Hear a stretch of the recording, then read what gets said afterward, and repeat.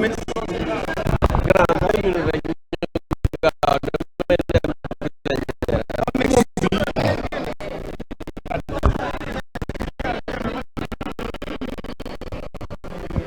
bon, hein?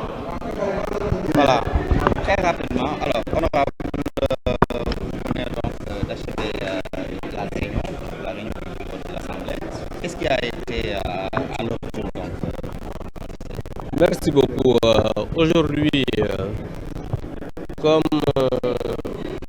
le stipule la Constitution, nous sommes dans une république qui est régie par des lois et règlements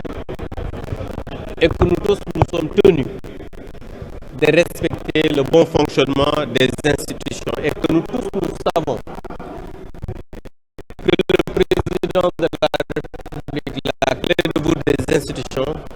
est le garant du bon fonctionnement des institutions de la République. Et le bureau de l'Assemblée nationale s'est réuni pour constater ce qui s'est passé, c'est-à-dire analyser la situation suite à la sortie de M. le Premier ministre hier, qui a,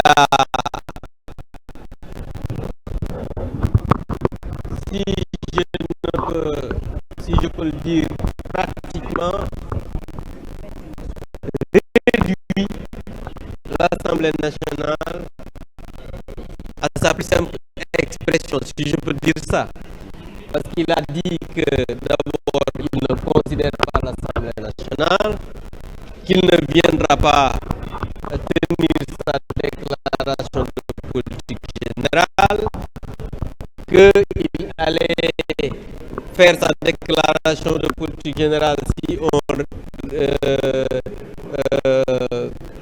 rectifie pas le règlement intérieur le 15 devant un jury populaire. Mais de qui se moque-t-on? Le Sénégal n'est pas une république. Le Sénégal, c'est une république. Maintenant, dans une république,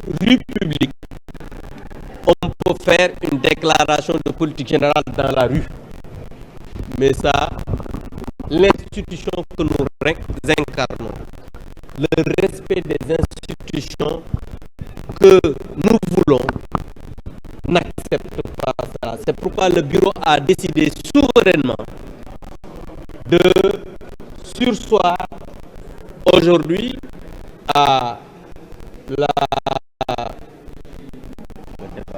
au débat d'orientation budgétaire. C'est pourquoi vous avez vu tout à l'heure le ministre des Finances et son équipe se sont retirés. Et l'Assemblée nationale, conformément à son règlement intérieur, à la Constitution,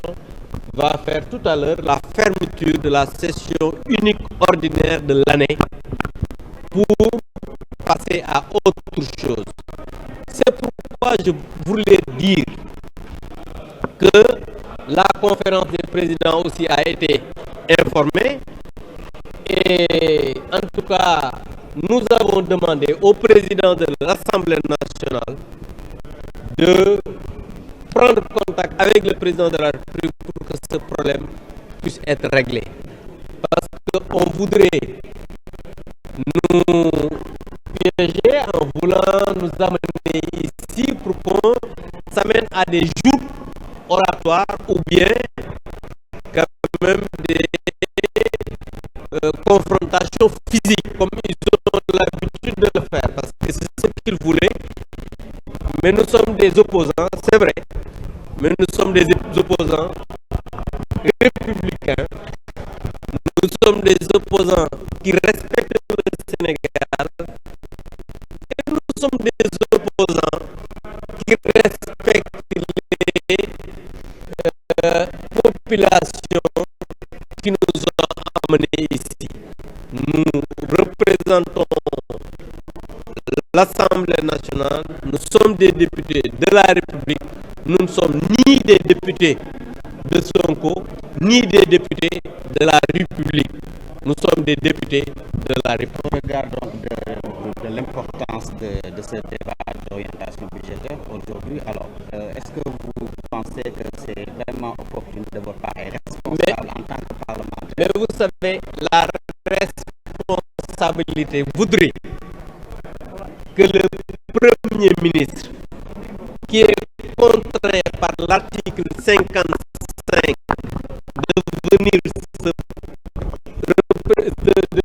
venir faire sa DPG devant l'Assemblée nationale, respecte cela. Ça c'est un. Mais cela n'est pas constitutionnel, le débat d'orientation budgétaire, je vous le rappelle. La Constitution, c'est la charte fondamentale de la République. La Constitution, c'est la mère des lois. Donc, nous demandons aux Sénégalaises et aux Sénégalais de comprendre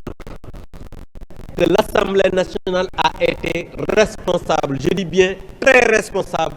de ne pas aujourd'hui travailler à avoir une confrontation physique entre des députés et en toute souveraineté. Le président de l'Assemblée nationale en tête a pris cette décision et nous tenons informer l'opinion nationale et internationale que l'Assemblée nationale respecte la Constitution, l'Assemblée nationale respecte les Sénégalais, l'Assemblée nationale respecte les lois et règlements de ce pays. dama bëggoon wax rek li nga xamante ni moom moo indi wundu li mooy ñun ñëpp gis nañ ki nga xamante ni mooy le premier ministre de la République du Sénégal jàpp ne moom ba tey opposant la ndax moom li mu xam mooy saaga wax lu ñaaw xaste ak sos waaye dafa xamul ne tey jii premier ministre république Sénégal moo tax démb ngeen gis ko mu génne ab lettre yaakaar ne ci république la nekk mu ne dafay def déclaration politique générale ci mbedd mi maanaam day dem daal foo xam ne day woo Sénégal day woo ay ñeneen ak ñeneen pour def déclaration politique générale ñun ku ñu yàpp Sénégal république la Sénégal réew la boo xam ne dafa am ay droit ak règlement dafa am constitution bi dafa wax ne article 55 waxul sax après nangam na daf ne le premier ministre fait sa déclaration de politique générale après sa nomination loolu yéen ñëpp yëg ngeen ko te sax nday réew mi nag mooy constitution république tey jii bu ñuy ñëw naan way règlement intérieur ay foofu yàlla te bu ngeen liiree ci conseil des ministres bu 5 juin communiqué bi 3e page bi moom ci boppam wax na moom moo wax ci communication premier ministre mu ne maa ngi préparé sama déclaration politique générale ci semaine yi di ñëw ci assemblée nationale waa léegi lan moo changé ci diggante bi loolu nag war nañ ko xool mais Ousmane Sonko nit ñi xam nañ ko moom xam nga ñemewul confrontation intellectuelle ñemewul wax même conférence de presse yéen ñi tas ko xawaare day ñëw wax rek jóg dem yoonam kenn du ko posé question loolu la xam te xamul ne fii république la dafa war a ñëw fii ñu mu wax ñu projet bi parce que projet bi xam naa ne comme ne woon nañ septembre lay pare wala fin d'année moo tax amuñu projet amuñu déclaration politique générale amuñu programme wax ji yëpp loolu la je pense que quand même il fallait être courageux venir dire que vraiment la représentation politique bi représentation assemblée nationale man awma projet bi pareegul su boobaa ñun sax mën nañ koo comprendre ci njëkk non déggoo ma loolu eggaguñ ci moi je pense que li nga xamante ni nii moo waral suspension bi mooy moom ci boppam démb gis nga mu def déclaration boo xam ne amul benn wor bu mu jox assemblée nationale nit nag boo joxul wor mu assemblée nationale ki nga xam ne mooy sart yi nga xam ne moom la ko constitution jox muy le président de la république président de l'assemblée wax nañu ko nekk ko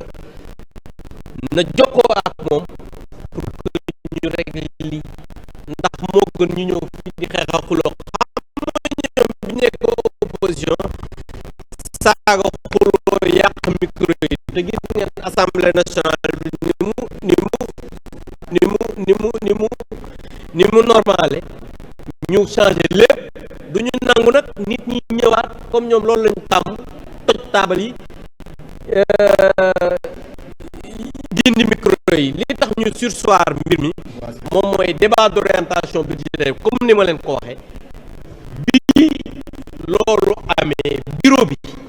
moom moo réunir en toute souveraineté daan ne kat premier ministre bi nga xam ne wegul assemblée saaga na assemblée wax assemblée jox ko cër je pense que kooku te dañu ne constitution li mu wax dafa ne gouvernement dafa collégial donc ministre am dañu ne balaa ñu koy déglu bala ñuy wax ak kenn il faut que loolu président de la république li jënti ko ak président assemblée balaa ñëw ñu leen léegi